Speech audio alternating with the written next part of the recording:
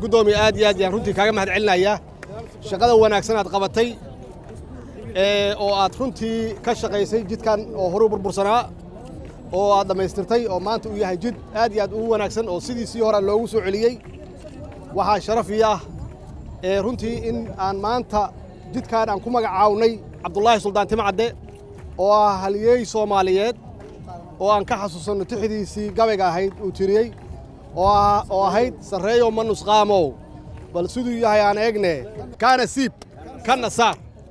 runtii taasna waxay ahayd wax soo jiidatay shucuurta iyo dareenka ummadda Soomaaliyeed meel kasta ay joogaan saldhigna u ahayd qof walba oo Soomaali ah inuu runtii wadaniyadiisa shucuurtiisa soo bandhigo oo soo saaro maanta runtii sharaf weyn ayay kulligeen noo wada tahay inaan xasuusannay runtii wadanigaas oo